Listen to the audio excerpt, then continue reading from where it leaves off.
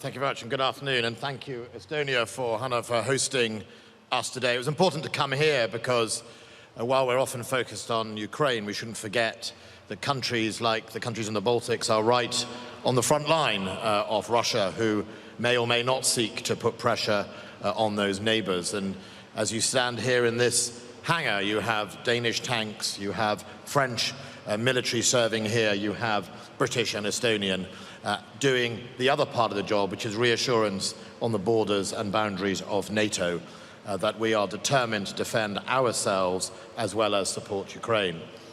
When President Putin started the invasion on the 24th of February, he made a number of assumptions. The first one being that Ukrainians would not fight.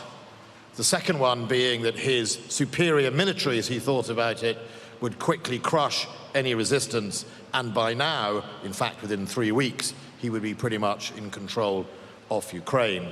And finally, he banked on the fact that he thought the international community was fickle, that it wouldn't stick together, that we wouldn't see it through, and indeed by now we'd have all got bored and been bullied by high energy prices.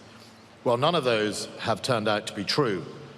2023 is about demonstrating to Putin that that last point, the point that the international community isn't fractured, that the international community is more than ever determined to stand by Ukraine to see it through.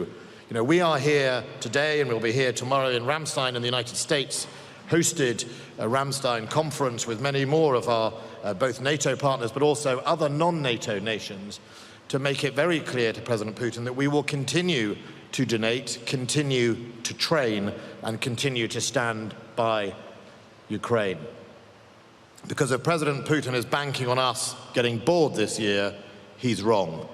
We will plan for this year and next year and the year after and beyond. And as the Prime Minister of Finland, I think, referenced yesterday, this is for the long haul. We're in it for the long haul.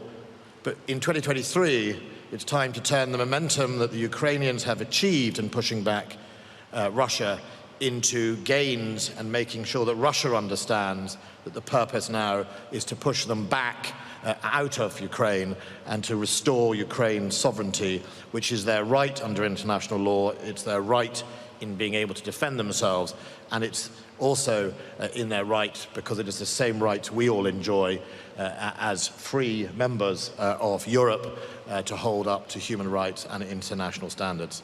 The United Kingdom has unlocked a number of packages in the last year.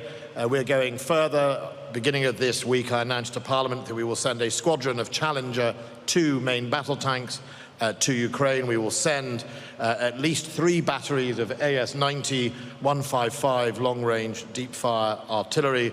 We will send a number of armoured vehicles, including I think it's the Bulldog, which is a variant of the old 432 armoured personnel carrier, thousands of rounds of ammunition, and today I can say we're also going to send another 600 Brimstone missiles into theatre, which will be incredibly important in helping Ukraine dominate the battlefield.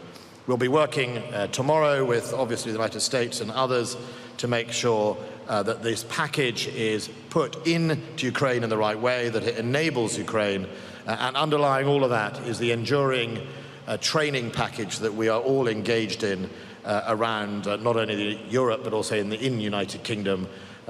We've just started, as of this week, another round of training, basic training in Ukrainians. Britain's aim is to train at least 20,000. There may be more training, and we are helped by that from everyone from Lithuania, Denmark, Sweden, Finland, Australia, New Zealand, I'm just trying to run it, Estonia here, and the Dutch as well. So we've got a significant number of nations helping out, and we're going to carry on. So if the message from this is one thing, it's we're not going anywhere, Mr Putin. We're here for the long haul. We're standing by Ukraine. You need to recalculate. You need to make a change. You need to leave Ukraine, return it to its sovereign borders, and uphold the international law that you say you respect. Thank you.